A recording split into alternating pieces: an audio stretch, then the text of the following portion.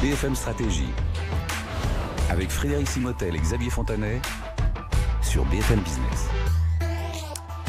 Bienvenue dans ce nouveau cours BFM Stratégie. Vous savez, on vous décrypte les coulisses des stratégies des entreprises avec notre professeur Xavier Fontanet. Bienvenue. Xavier, ancien président d'Essilor et qui décrypte avec nous. Et vous l'avez vu, ça fait, on est au 74, 75e cours déjà, hein, on est à cette deuxième saison. On vous a donné des exercices pratiques, on a fait de la théorie. Et puis, pour cette saison 2, on invite aussi des invités de prestige, dirigeants d'entreprise. Nous avions le général de Villiers il y a quelques semaines pour parler de la stratégie, comment relier la stratégie du chef, hein, c'était ça. Aujourd'hui, nous avons avec nous René Jean Guillard, qui est PDG d'Algae. Bonjour. Bonjour. Bienvenue René Jean. Donc avec vous, on va parler alors d'un univers on va parler de la courbe on va partir du cochon. On va parler de méthanisation. On va parler de vers de terre. On va parler de la chloraire, de filière animale. Mais tout ça, on va voir comment vous êtes en train de transformer le marché des engrais traditionnels avec des décisions stratégiques assez fines, de la technologie aussi derrière. C'est un peu ça, hein, Xavier. Oui, absolument. Alors en fait, vous vous rappelez, l'an dernier, on avait commencé à vous expliquer un des piliers de la stratégie qui est la courbe d'expérience. Et donc, on vous avait présenté une courbe d'expérience de cochon que vous voyez apparaître. Hein. C'était les courbes 69-78. Alors, en début d'année, Frédéric, vous vous rappelez, on avait démontré qu'on était capable de prévoir le prix de revient, le prix de marché du cochon aujourd'hui, en déduisant de la courbe, vous vous rappeliez? Alors, oui. donc on était capable.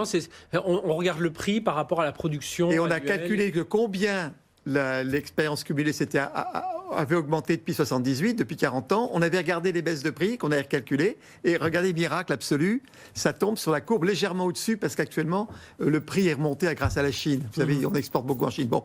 Et alors, évidemment, toute la Bretagne qui produit a envoyé des tas de mails dans tous les sens. Et alors, la question, c'était, mais attendez, déjà, les gains qu'on a fait, c'est prodigieux. Est-ce que c'est possible de continuer ? Alors, évidemment, j'ai eu la chance de rencontrer René Jean Guillard l'été dernier.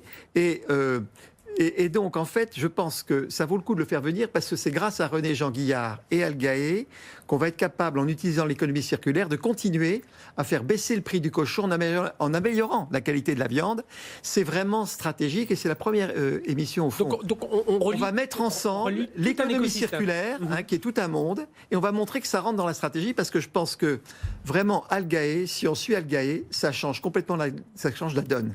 Et donc, je pense qu'on est ravis qu'il soit venu et qu'il nous présente un peu son affaire.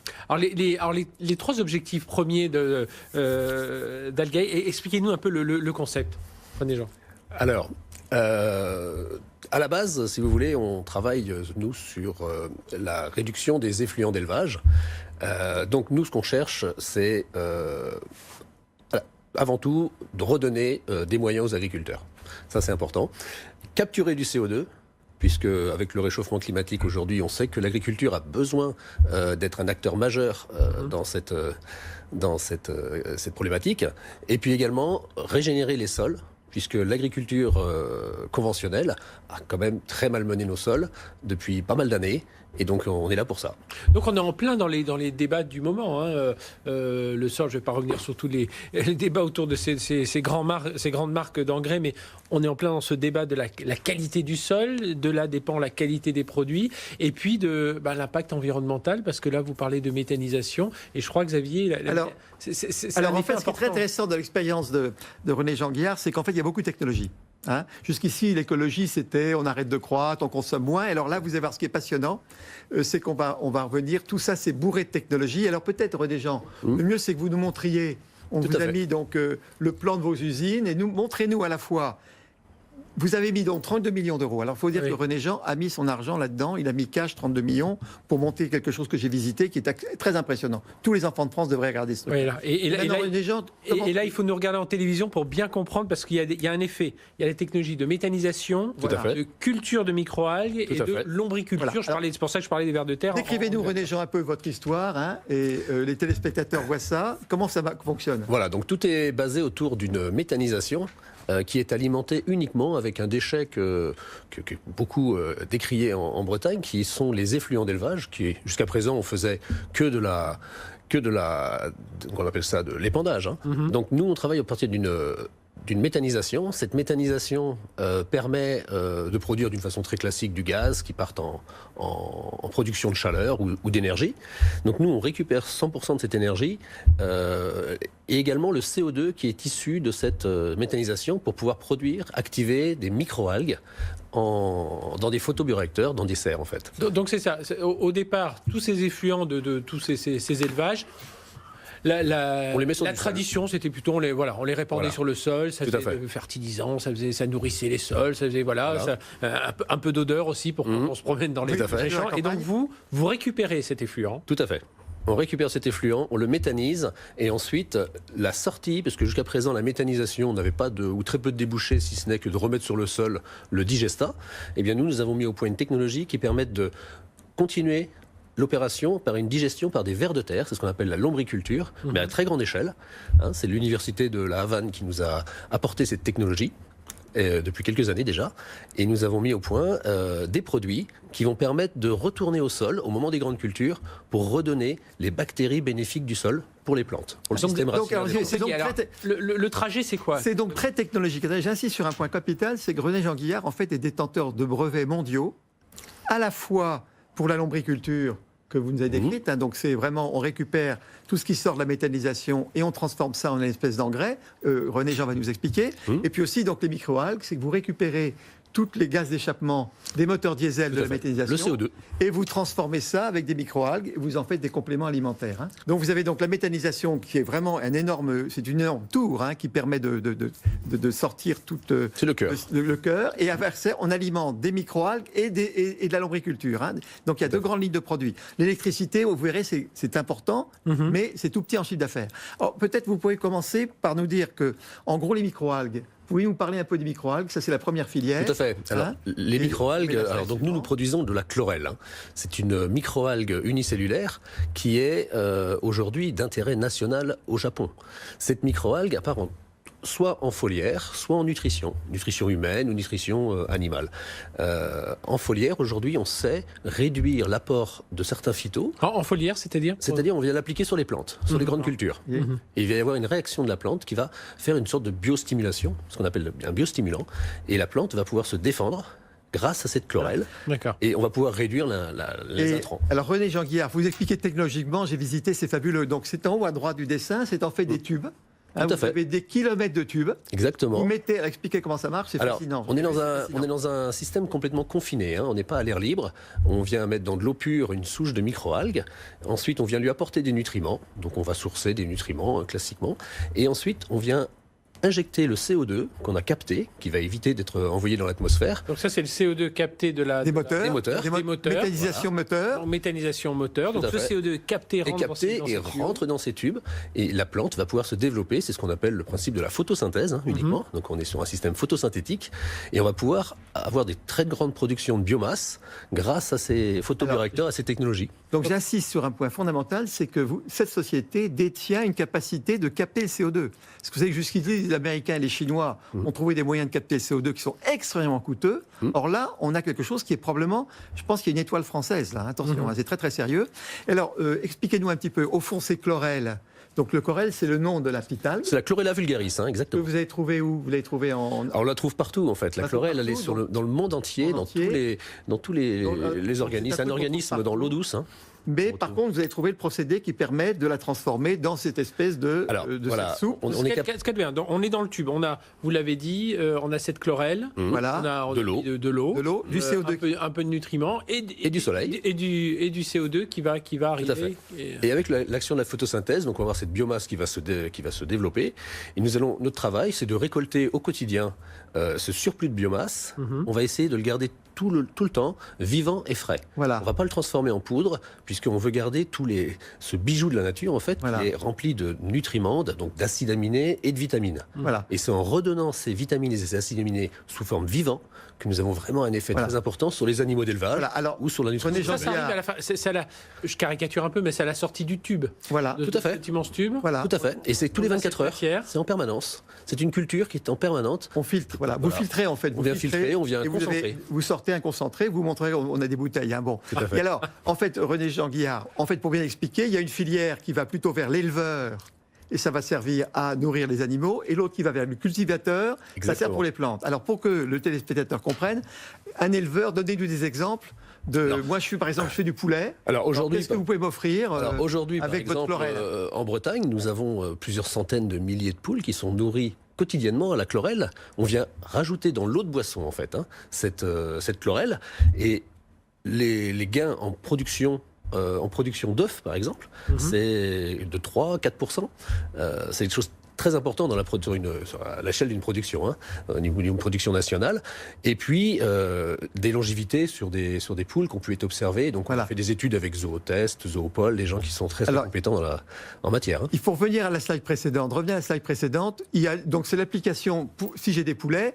Maintenant, si j'ai fait des pommes de terre, par exemple, qu'est-ce que, vous voyez, je suis un cultivateur, je fais des pommes de terre ou de la vigne. René Jean-Guillard, qu'est-ce que vous m'apportez? D'une façon classique, on vient mettre des phytos sur des produits phytos, c'est-à-dire des produits chimiques, essentiellement du cuivre pour les pommes de terre ou pour les vignes, qui est très très aujourd'hui réglementé, puisqu'on s'aperçoit que ce cuivre va détruire la biologie du sol. Oui. Donc nous, avec cette biostimulation de la chlorelle, aujourd'hui à Angers, avec le centre Végépolis, on a réussi à réduire de 90% l'apport de ces phytos. Donc si j'ai des pommes de terre, ou si je fais des vignes, je vais acheter de la chlorelle. Voilà. Ça remplace les ça va stimuler la plante pour qu'elle a besoin. Tout à fait. Et je vais faire plus d'argent avec votre chlorelle que si je prends des produits chimiques traditionnels. Tout à fait. On est sur les mêmes gammes de coûts en termes de on est sur un énorme sujet. Alors peut-être slide suivante. Slide suivante, ça c'est pour la chlorelle. Maintenant, l'humus. Parlez-nous de l'humus. C'est la deuxième ligne de produits. Alors ça, c'est très important. Il faut savoir que les lombrics, ils sont capables de produire, à partir de leur système digestif, des bactéries bénéfiques pour le sol et surtout pour le système racinaire. Une plante ne peut pas, par elle-même, capter de l'engrais.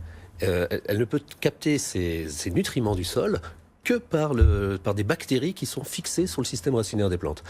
Jusqu'à présent, dans le système conventionnel, on ne se fie pas au sol, en fait, en ce que le sol est capable de nous apporter en termes de nutriments. On vient les apporter sous forme d'engrais, essentiellement 3 engrais. Et aujourd'hui, avec ces bactéries bénéfiques du sol qui sont apportées sous forme liquide au moment du semis, par exemple du maïs, eh bien vous allez avoir cette colonisation du sol, exactement comme si le sol avait toujours été très bien entretenu, comme s'il y avait plein de vers de terre. Là aussi, c'est une vraie révolution technologique, c'est-à-dire que c'est la chimie qui est substituée par la nature. Donc voilà. Et alors, je crois que vous montrez un peu les racines. Je crois qu'il y a un autre truc qui se passe sur les racines, c'est qu'en gros, quand on est avec des engrais traditionnels, les racines, elles sont assez horizontales. Voilà, ce qu'on appelle tailler. Alors que lorsqu'on met vos produits, si je comprends, tout à fait. avec les vers de terre, tout ça descend. Voilà. Et du coup, la terre devient plus spongieuse. Alors voilà, on redonne une structure par cette vie du sol, qui est très importante. Régénérer la terre. Ce qu'on entend dans les inondations aujourd'hui, où à un moment il y a du sol dur. Voilà, le sol est tassé, il n'y a plus de porosité dans le sol, et donc vous allez avoir les grandes inondations, les grandes pluies vont entraîner la partie la plus importante du sol, en fait, qui est l'humus du sol, qui va partir dans les rivières, dans les cours d'eau. Avec ce système, si vous voulez, la plante va aller chercher, donc déjà la terre va pouvoir emmagasiner plus d'eau pendant les pluies d'hiver. Et puis la plante va y chercher en profondeur l'humidité. Donc on peut réduire l'irrigation d'une façon drastique. C'est vraiment, on touche à des trucs très fondamentaux, régénérateurs. Alors maintenant, écoutez, pour que le public comprenne, René Jean-Guillard, moi je fais du maïs. Très bien. Donc je suis un paysan, j'ai 100 hectares. J'ai 100 hectares, je veux faire du maïs. Qu'est-ce que vous m'apportez ?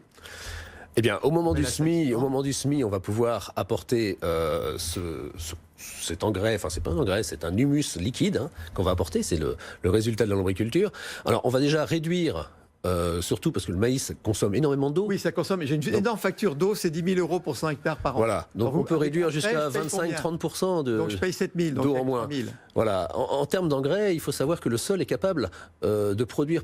Les bactéries du sol peuvent produire 22 oligo-éléments, alors qu'on en apporte de l'extérieur que du N, du P ou du K, c'est-à-dire 3 oligo-éléments. Donc à ce moment-là, le sol va retravailler et vous avez besoin beaucoup moins d'engrais puisque c'est le sol qui va, avec sa matière organique et ses bactéries qui vont travailler. Donc je vais dépenser moins d'argent en engrais, avec bien vos sûr. engrais, avec votre humus qu'avec des engrais. Les semences, c'est pareil. C'est économique. Non, ça reste la même chose.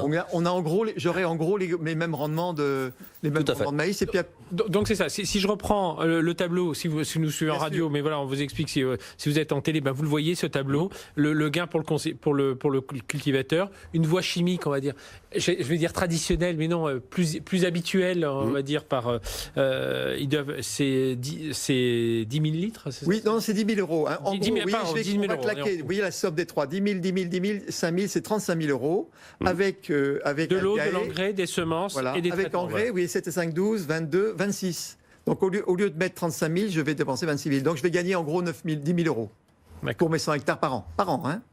Donc, alors vous voyez, moi, en gros, pour vous voyez l'ordre de grandeur, avec 100 hectares de maïs, je fais un chiffre d'affaires de 160 000. Vous voyez, je vais gagner 10%, je gagne 16 000. Là, rien qu'avec ça, je vais gagner déjà pratiquement 10 000 en utilisant moins d'intrants. Donc c'est assez considérable. Hein.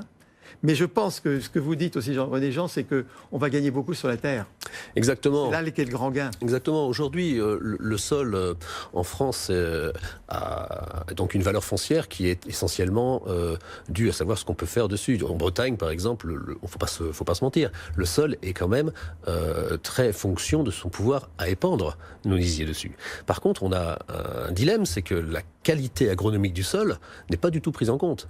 Demain, on le voit comme ça se passe, je suis présent en Asie, au Mexique, on voit qu'aujourd'hui on fait des études agronomiques avant d'acheter des terrains. Et que ce sol, il peut très bien passer du simple au double en fonction de sa qualité agronomique. Hein, en valeur. En gros, actuellement, il se dégrade. Bien sûr. En gros. c'est-à-dire s'il a eu trop de produits chimiques, tout ça. Voilà, exactement. Il faut le dégager. Exactement. Donc, Alors, en apportant... on va faire un truc. Moi, j'ai vraiment des terres, vous voyez, c'est 2 500 € l'hectare, parce qu'effectivement, je travaille vraiment extensivement depuis 20 ans dedans. Alors Tout à fait. si je prends vos produits, je sais pas, dans 10-15 ans, à quelle vitesse je régénère? Eh bien, il faut compter une dizaine d'années pour obtenir des très bons résultats sur l'agronomie. Mais par contre, on a des résultats immédiats à chaque saison. D'accord. Donc on ne perd pas en rendement. Bien sûr. Ça, c'est très important. Et à terme, le sol est entièrement régénéré. On peut imaginer d'arriver jusqu'à 7 500, 10 000 euros Donc on va l'hectare. gagner 5 000 € en gros par hectare. J'ai 100 hectares, ça fait 500 000. Sur 15 ans, je gagne 35 000 € par an. Tout à fait. On Donc en gros, ce que valorise vous son me dites, capital. René Jean Guillard, c'est que si je passe à votre système, en gros, je vais gagner 40 000 € par an, d'accord, pour un chiffre d'affaires de 160. Tout à fait. Alors comme je fais une marge de l'ordre de 15, vous vous rendez compte, donc vous dites que je peux pratiquement tripler la marge que je fais.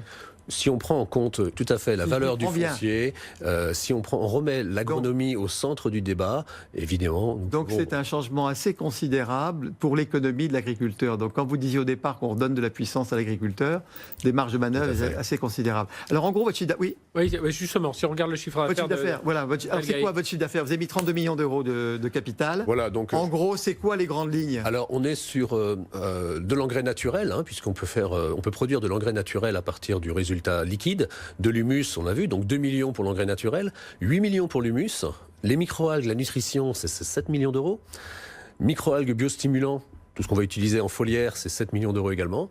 L'électricité reste en fin de compte quelque part marginale, puisque c'est 3 millions d'euros. Ce qui est alors qu'au départ, quand vous montrez le premier schéma, on imagine que c'est plutôt ça qui va vous rapporter. Comme tout le monde fait de la méthanisation aujourd'hui. C'est stratégiquement fondamental, c'est que vous avez rajouté à la méthanisation que font les Allemands actuellement, Tout à fait. 2 lignes de produits en récupérant finalement les effluents. Et donc le gros business pour vous, c'est quand même la chlorelle. Hein. Oui. Le 27, il y a plus de la moitié, c'est chlorelle. Il y a en gros 15, sur les 27, il y a 15 de chlorelle et vous avez 10 d'humus. Tout à fait. Mais c'est le Donc, plus gros de business, c'est l'investissement. comme la chlorelle. C'est le gros de deuxième. l'investissement également. Hein. Et par contre, ce qui vraiment améliore le sol, c'est l'humus. Voilà. Hein, donc c'est ça Exactement. votre truc. Moi. Alors, donc là, on a fait de la biologie. Oui, la biologie, tout à fait. Oui. Et on a fait aussi de la macroéconomie, quelque part. Ben oui, alors, parce que là, votre affaire, vous êtes mis où, René Jean? Vous êtes investi? Alors, on est en Bretagne, À Loudéac. sur Loudéac, voilà, Hein. exactement, centre-Bretagne. Voilà, alors on s'est amusé un peu à faire un espèce de petit modèle de ce Tout à qu'est la fait. région. Hein. Donc voilà ce qu'on a. Alors ça, c'est très important à regarder. Vous voyez, on a imaginé une région comme la région de Loudéac, mais ça peut être le pays Bigoudin. Tout à fait, Par exemple, 40 vous voyez, c'est km de 48 côté. km. Donc il y a en gros 55 000 hectares de terres agricoles. Voilà. Puis on a mis en gros 8 000 truies, ça veut dire peut-être une quarantaine de porcheries à 200. C'est des très grosses porcheries, 200 truies. Hein. On a mis une quarantaine. Oui, enfin, Hein, donc il y a. c'est une moyenne, non, c'est une taille Hein, moyenne. vous voyez, on a en gros 500 agriculteurs qui ont 100 hectares, en gros, et puis on a une quarantaine de très très grosses porcheries. Et donc, tout ça est en équilibre, en fait. Voilà, complètement. Aujourd'hui, il n'y a aucune valorisation qui est faite de ces effluents, parce que le débouché est quand même assez... marginal, c'est de l'électricité, c'est pas grand-chose d'intéressant avec des gros capitaux investis. Hein, quand même. Le principe Algae ou LDC Algae, c'est bien de faire de l'économie circulaire avec du zéro déchet. Et on peut tenir d'une façon autonome sur une petite région comme ça de 40 Alors, c'est km. quand même une belle région. Oui, c'est déjà une belle région. Hein. En Tout à gros, fait. 40 km, c'est Algaë, ça tourne autour de Loudéac, c'est en gros 40 km. Voilà. Quoi. Donc ça, c'est un modèle de la région de Loudéac à peu près. Hein. Exactement. Alors, on a pris l'exemple de la porcherie, mais ça concerne également les poulets, on peut les des vaches, poulets, des élevages. tous les animaux d'élevage, en fait. Hein. Mais pour simplifier, on a fait comme ça. Et alors, peut-être- les effluents viennent en fait faire tourner entre guillemets l'entreprise et régénérer. On peut régénérer jusqu'à 47 000 hectares. Donc on c'est va beaucoup plus considérable, loin. vous On voyez. va beaucoup plus loin pour que faire de l'électricité. Donc avec 8000 truies, on va pouvoir, donc, et leurs Exactement. effluents, Tout à fait. on va pouvoir, alors, d'une part, récupérer avec votre chlorelle, le redonner en aliment. déjà. Ouais, exactement, c'est exactement ça. Exactement. Et sinon, ça repart dans un circuit et ça peut, on l'a vu, régénérer. On régénère, Voilà. tout le Près de- territoire. On crée de l'humus, Voilà. c'est Alors, qui a attendez, disparu et on vient On va le remettre au sol. regarder ce que ça donne en termes macroéconomiques pour la région, pour voir les ordres de grandeur, parce que donc ça, c'est en gros ce que vous apportez à tous les agriculteurs dans la région. Voilà, le gain pour les utilisateurs, ça serait ça. La régénération des terres, pour le cultivateur, c'est jusqu'à 16 millions d'euros Oui. sur cette région. qu'on Et a puis il y pris en a comme exemple, 500 à 30 000 euros, ça fait 15 millions d'euros. Donc Voilà, ça, exactement. c'est chaque année. Hein. Alors expliquez-nous Xavier, un Oui, peu alors, ce en gros, tableau. expliquez, revenez sur la slide, vous allez voir, elle est très importante. En gros, les paysans, il y a deux grandes familles. Il y a les cultivateurs. Hein, il y a la première famille, c'est les cultivateurs, et la deuxième famille, c'est les éleveurs. Hein. Voilà. Il faut remettre la slide suivante. Hein. Et alors, en gros, les cultivateurs, en fait, ils vont gagner, c'était le cas du maïs, hein, vous vous rappelez, les cultivateurs, ils gagnaient en gros 10 000 euros pour 100 hectares en économisant des intrants, et ils avaient gagné en gros 33 000 euros en régénérant le sol. Ben, si vous faites le calcul sur la région, ça va gagner 23 millions d'euros, vous voyez. Et les éleveurs de cochons, ben, qu'est-ce qu'ils vont gagner? Ils vont gagner le prorata pour les terres qu'ils possèdent. Et puis, il y a l'effet chlorelle qui fait qu'ils sont en meilleur état. Donc, ils vont gagner 7. Donc, au total, ils vont gagner donc une trentaine de millions. Et puis, tout le CO2, on va économiser en gros, on a calculé 20 000 mètres cubes par an. Ce qui fait que ça vaut à 10 euros la tonne de CO2. Donc, au total, vous voyez, en mettant 32 millions d'euros de capital, René-Jean Guillard va faire gagner 30 millions d'euros par an à chaque agriculteur. Et comme les chiffres d'affaires, on va voir la slide suivante, c'est une masse assez considérable parce qu'on s'est amusé à calculer la région, quels sont les chiffres d'affaires, vous voyez. Les ventes, en gros, de culture, avec les 55 000 hectares, c'est de l'ordre de 90 millions d'euros de chiffre d'affaires. Et en gros, les 8 000 truies, ça va faire 24 millions. Donc le total, ça fait en gros 110 millions. Et l'apport d'Algaë à tout ce petit monde, c'est 30 millions. Alors qu'on sait que les paysans, ils gagnent 10% sur le chiffre d'affaires. En gros, les cultivateurs, ça gagne combien en chiffre d'affaires en pourcentage? Suivant les saisons, mais un cultivateur en maïs, s'il a besoin d'arroser et comme on a actuellement des problématiques de sécheresse régulièrement. Donc en moyenne, ils gagnent 10%. 10% maximum. Et les éleveurs, ils gagnent moins, les éleveurs. Alors ça va dépendre des cours. Actuellement, il y a une belle embellie avec Donc, ils montent. la Chine qui a des problématiques, donc on Ouais. exporte, le cours remonte, mais on a vu des années où on Ils était gagnent rien. à zéro. Donc ils gagnent 5. Vous voyez, en gros, les agriculteurs qui font 100 millions d'euros de chiffre d'affaires, ils vont gagner peut-être 10, vous voyez. Et si on va à Algaë, la proposition d'Algaë, c'est en gros de rajouter 30 à tout ça. Donc si vraiment tout ça marche, c'est Si je considérable. comprends bien, vous rendez plus riche le coût de la terre aussi. Enfin, Ah bah ça, oui. c'est qui va être Tout à fait. le plus long terme. On va rendre plus riche. On rend plus riches tous les Plus agriculteurs. cher des terres. Un agriculteur doit transmettre sa terre à ses enfants. C'était un petit peu le modèle qu'on a toujours connu dans les années passées. On ne peut pas se permettre de transmettre un produit qui a été déprécié. Il faut pouvoir continuer à donner de la valeur à cette Aux enfants, pour les leur enfants. donner un actif qui est plus Voilà. important que ce qu'on a reçu un finalement. vrai capital. Donc ça, c'est vraiment l'ambition de votre entreprise. Et si on conclut, Xavier, oui, donc bien sûr. comment Algaë C'est change pour la ça, donne? Si vous voulez que Frédéric, je pense que c'était très intéressant que René-Jean Guillard vienne avec Algaë, parce qu'on est dans la stratégie. Alors jusqu'ici, vous savez, la stratégie, on a dit c'est tous des gens horribles qui pensent qu'au fric, et tout le monde de l'économie circulaire est à côté. Moi, je pense que l'apport de Algaë est totalement stratégique dans le domaine du cochon. Parce que ça amène, et de l'agriculture, ça amène tellement de marge si vraiment on joue le truc à fond. Parce qu'au fond, on capte le méthane et le CO2, parce qu'on capte le méthane, mine de rien, et le CO2. On règle le sujet des effluents. Tout à fait. Actuellement, ben, on les met partout. Hein. Ensuite, on améliore la nourriture animale, puisque la chlorelle. C'est un bijou de la les gens- nature. Et vous avez démontré en fait. Tout à fait. On a fait des qu'on 4 ans améliorait de la- retour d'expérience. Hein. La terre agricole, c'est le gros paquet généré. Et puis ça redonne la compétitivité, parce qu'on s'est fait quand même bien taper par les Allemands en matière d'élevage. Et là, je pense que si la France se met à jouer avec Algae, c'est une façon de redonner de la compétitivité. Ouais. Donc je pense que c'est la première fois que pour moi je vois la stratégie pure et dure faire complètement, s'entendre complètement avec tout le monde de l'économie circulaire. On est vraiment ensemble et les bonnes stratégies pour moi, je crois sincèrement, intègrent totalement l'économie circulaire. Eh bien, c'est ce qu'on voulait vous démontrer aujourd'hui. Merci d'avoir été avec nous, René Jean-Guiard, donc PDG d'Algae. Voilà, réécoutez cette émission pour bien comprendre et allez voir sur Internet tout ça. Vous allez vite comprendre tout l'intérêt de tout ça. Merci Xavier Fontanet pour ce nouveau cours. À très bientôt pour un nouveau cours BFM Stratégie.